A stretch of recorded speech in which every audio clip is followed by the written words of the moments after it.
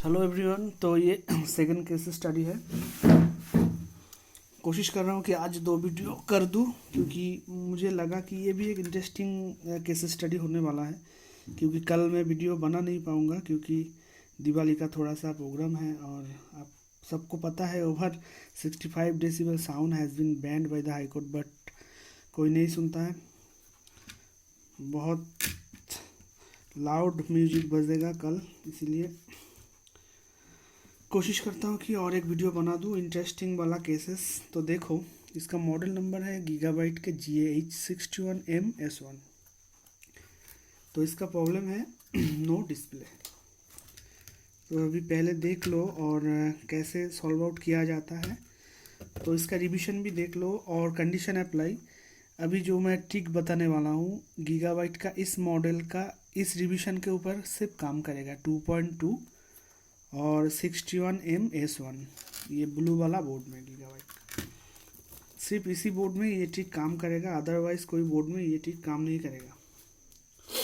तो देखो, अभी एक फैन भी मैं इंसर्ट कर रहा हूँ और यहाँ पर CPU को 12 वोल्ट दे दिया जाए, 12 वोल्ट दे दिया। अभी एक डिबग कार्ड को भी ठूस देता हूँ यहाँ पर। चलो अभी देखो, SMP को पावर दे दिया, PS ऑन आ चुका है, यहाँ पर फॉलो करो।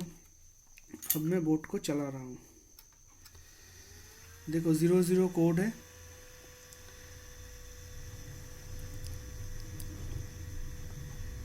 कोड है।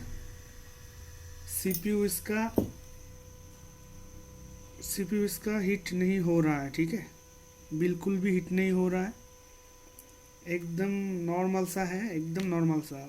अगर हिट होता तो ऐसा हाथ नहीं रख सकते। हिट नहीं हो रहा है, ठीक है, बिल्कुल भी हिट नहीं हो रहा है। तो थोड़ा सा और टाइम देखते हैं। तो पहले देख लेते हैं इसका, कुछ दिखा दूँ आप लोगों को। तो DC20 पे रखना पड़ेगा पहले। मल्टीमीटर अब दिख रहा है, तो देखते हैं। CPU हिट नहीं हो रहा है, तो पहले देख लेता हूँ इसका कोर बन रहा है कि नहीं। कोर VDT तो बन रहा है, पर इसका कोर वोल्टेज नहीं बन रहा है, ठीक है।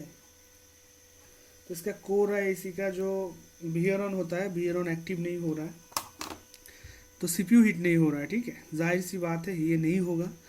और इस टाइप का केसेस अगर आपके पास आ जाए तो ध्यान से सुन लो बात को पहले। अगर इस टाइप का केसेस आपके पास आ जाए तो बायोस को अगर रीप्रोग्राम करेंगे तो सॉल्व नहीं होगा। और कभी कभार इस टाइप के केसेस में 00 कोड में PCH का भी इशू होता है। तो इस बोर्ड में ऐसा कोई इशू नहीं है, मैंने पहले देखा है। और प्रॉब्लम को कैसे फाइंड आउट करेंगे वो भी मैं बता रहा हूँ। तो देखो, अभी स्टेप बाय स्टेप दिखा देता हूँ मैं। तो हालांकि यही एक लौता गीगाबाइट का 61 है जो पूरा वर्ल्ड में छाया हुआ है।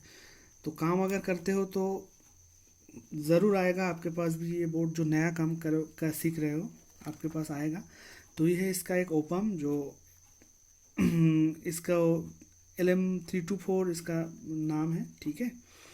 तो इसका 10 नंबर जो पिन होता है, यहाँ पर कुछ वोल्टेज होता है 0.79, 80, 89, 91, ऐसा करीब कुछ वोल्टेज होता है, जो अभी हम देखेंगे।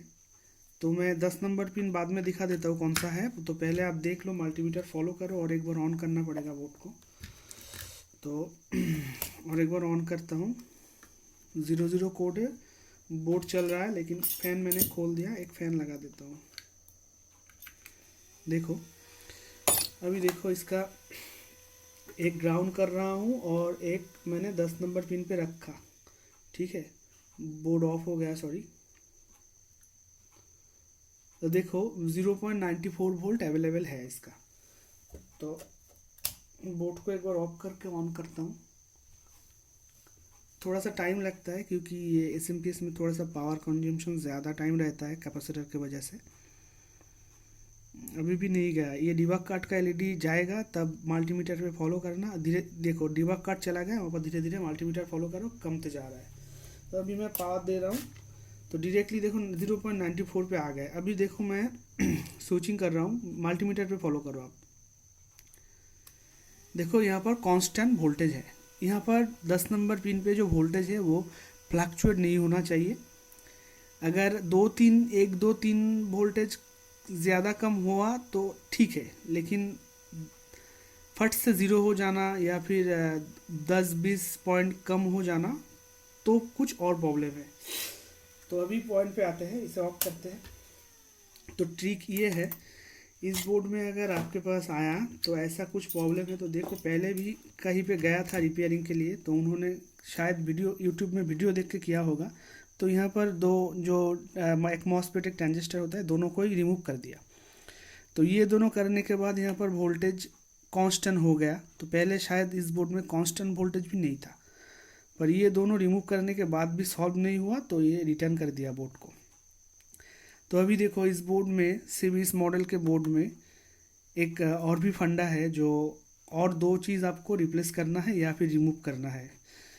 तो यहाँ पर जो कंपोनेंट था ये भी लगाना चाहिए था, क्योंकि ऐसे खुला नहीं छोड़ना चाहिए बोर्ड में। तो देखो पास से दिखा दूँ तो और भी बेहतर रहेगा। तो दो चीज़ बताऊंगा, या तो नोट डाउन कर लो या फिर ध्यान से देखो, याद रखो। तो नेक्स्ट टाइम अगर कभी भी आपके पास ऐसी टाइप की कंडीशन में बोर्ड आए तो दो वजह से ही होगा। पहला तो मैं सॉल्व कर दे रहा हूँ, और दूसरा अगर वो सब करने के बाद भी 00 कोड है तो पीसीएच का इशू है, ठीक है। तो पहला बात तो ये है, आपको यहाँ पर फास्ट जो मॉसफेट है इसे रिप्लेस करना पड़ेगा या फिर रिमूव करना पड़ेगा। आपके पास नया है तो नंबर देख के लगा सकते हो।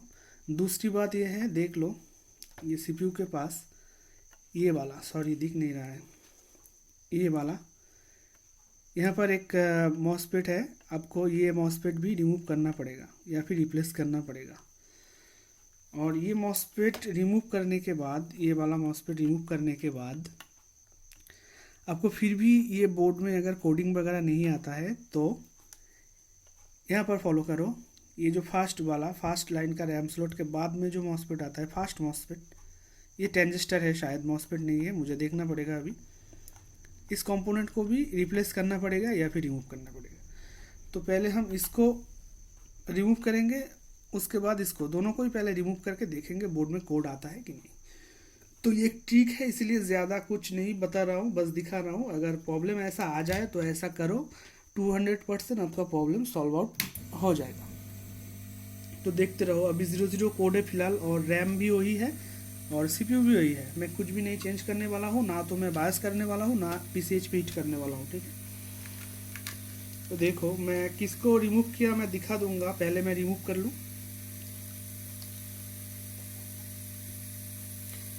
और मैंने पहले ही बोला कंडीशन अप्लाई, ये सिर्फ इसी बोर्ड का, इसी रिवीजन का, ये वाला मॉडल का इसी रिवीजन पे ही काम करेगा।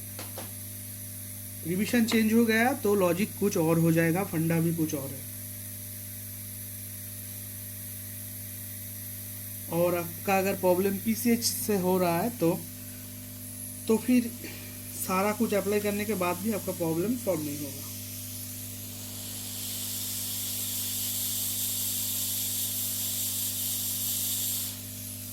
चलो एक को हटा दिया, ये मैंने इस साइड में रख देता हूँ, कोई बात नहीं। और एक रिमूव करना है मुझे यहाँ से, फास्ट वाला मॉसफेट रैम स्लॉट के बाजू में जो है, इसका नंबर देखना पड़ेगा। ये शायद ट्रांजिस्टर है, मॉसफेट नहीं है, ठीक है। तो अभी मैं कौन सा दो कंपोनेंट को रिमूव किया है, तो इसे भी रिप्लेस करके लगा देना चाहिए नंबर देख के, खुला ऐसे नहीं छोड़ना चाहिए। पहले देख लो इस साइड में, ये वाला क्लियर दिख रहा है। अगर आपका HD में देखोगे तो मैं 4K में वीडियो अपलोड करता हूँ, 4K पे देखोगे तो क्लियर दिखेगा कौन सा कंपोनेंट मैंने रिमूव किया, ये वाला। और बोर्ड को ऐसे पकड़े तो यहाँ पर जो 3 मॉसफेट है, उस 3 ट्रांजिस्टर है, उसके ऊपर 2 है, दोनों के लेफ्ट साइड वाला जो ये वाइट जो मार्क किया हुआ, इसके बाद ही जो होता है मॉसफेट, ये वाला, ठीक है, ये वाला। यहाँ पर और एक है ये वाला, पर लेफ्ट साइड वाला, ठीक है। ये दोनों मॉसफेट को मैं यूज करता हूँ। तो अभी मैं इसे रिप्लेस कर दूंगा, मेरे पास हो जाएगा मॉसफेट। तो अभी पहले देख लो क्या होता है, बोर्ड में कोडिंग आता है कि नहीं। अगर आता है तो मैं फाइनली इसे चेंज करके फिर डिलीवरी कर दूंगा। तो दोनों ट्रांजिस्टर को हटा दिया। ये मॉसफेट कम ट्रांजिस्टर कुछ भी हो सकता है, पर देखा नहीं मैंने, देखना पड़ेगा तो देख लूँगा। जो भी है वो हो जाएगा, क्योंकि बहुत सारा स्क्रब बोर्ड है, मिल जाएगा। तो डिबग कट कहाँ गया, ये है इसका डिबग कट, डाल देता हूँ। और क्या, एक फैन लगा देता हूँ। तो अभी ऑन करते हैं, ठीक है। तो पावर दे दिया, PS ऑन वोल्टेज आ चुका है, 10 मिनट हो चुका है वीडियो। तो अभी चलो ऑन करते हैं। देखो कोडिंग आ गया, कोडिंग आ चुका है। CPU वही है, रैम भी वही है। मैंने PCH पे भी हिट नहीं किया, बायस का भी कुछ नहीं किया। तो ये भी मतलब डिस्प्ले आ चुका है। और एक मैं एक बीपर लगा देता हूँ, तो और भी आसान हो जाएगा आपको समझने में। और मैंने पहले किस स्लॉट पे डिबग कट को डाला था पता नहीं, तो फिर मैं एक बार स्लॉट भी चेंज करके इस स्लॉट पे भी डाल के दिखा रहा हूँ, ठीक है। सॉरी, ऑफ कर दिया था, फिर से पावर दे दिया। अब देखो दोनों स्लॉट पे ही काम कर रहा है। तो बोर्ड इजीली वर्क कर रहा है। डिस्प्ले आ चुका है, इसका बीप दिया, तो दिखाने की ज़रूरत नहीं है। फिर भी देख लो, जो नया काम सीख रहे हैं उन्हें काम आएगा। तो छोटा सा ट्रिक है, पर बहुत काम का है। कभी कभार दिमाग ख़राब हो जाता है ये अगर समझ में नहीं आता है। तो उम्मीद रखता हूँ कि ये वीडियो अच्छा लगा है सबको, और जो भी देखेगा अच्छा लगेगा और कुछ सीखने को मिलेगा। क्योंकि जितनी भी वीडियो मैंने डालता हूँ रॉ फुटेज ही है, और यहाँ पर कुछ एडिट विडिट नहीं है, सामने ही होता है जो भी होता है। देखो डिस्प्ले आ चुका है, कीबोर्ड पे भी आ चुका है। इसका कीबोर्ड पे आया नहीं, शायद इसका कीबोर्ड ये पोर्ट ख़राब है। कोई बात नहीं, डिस्प्ले आ चुका है। और कीबोर्ड पोर्ट को एक बार मैं चेंज करके देखता हूँ, आया है नहीं। इसका कीबोर्ड पे डिस्प्ले नहीं आया है अभी भी, तो एक बार रीस्टार्ट करना पड़ेगा, ठीक है। एक बार मैं इसको रीस्टार्ट कर देता हूँ। रीस्टार्ट कर दिया, डिस्प्ले वहाँ पर चला गया, पर कीबोर्ड पे अभी भी डिस्प्ले तो आ गया, पर कीबोर्ड पे इसका डिस्प्ले नहीं आया है। तो मेरे ख्याल से इसका जो कीबोर्ड का प्रोटेक्शन है उसको रिमूव करना पड़ेगा। तो मैं रिमूव कर दूंगा, डिस्प्ले मैं रिमूव कर दूंगा। इसका कीबोर्ड का कुछ प्रोटेक्शन डिस्टर्ब कर रहा है, तो शॉर्ट हो चुका है शायद मेरे ख्याल से। तो वो भी सॉल्व कर देंगे, कोई बात नहीं। तो मेनली जो टॉपिक था, जो ट्रिक मैंने दिखाया आप लोगों को, वो ट्रिक है। तो और एक बार नज़दीक से देख लो, लास्ट में दिखा रहा हूँ। बजर को हटा देता हूँ। और कौन कौन सा काम आपको करना है, अगर आपका वोल्टेज कांस्टेंट है, ये वाला मॉसफेट रिमूव ना करके भी वोल्टेज कांस्टेंट है, तो यही पर कुछ करने की ज़रूरत नहीं है, ऐसे ही रहने दीजिए। जो भी मॉसफेट ट्रांजिस्टर है छोड़ दीजिए, डायरेक्टली आप आ जाइए यहाँ पर आके ये जो ट्रांजिस्टर ही होगा, ये ट्रांजिस्टर है, रिमूव करें। फिर एक बार बोर्ड को चलाए, अगर कोडिंग ना आए तो डायरेक्टली यहाँ पर चला जाए, ये वाला ट्रांजिस्टर को रिमूव कर दे, या फिर दूसरे कोई बोर्ड से ये रिप्लेस कर दे, तो आपका कोडिंग आ जाएगा। रिज़ल्ट आपके सामने है। तो वीडियो अगर अच्छा लगे तो चैनल को सब्सक्राइब करो, और मिलते हैं अगले वीडियो पे। तब तक के लिए बस ta-ta bye bye, love you all, जय हिंद।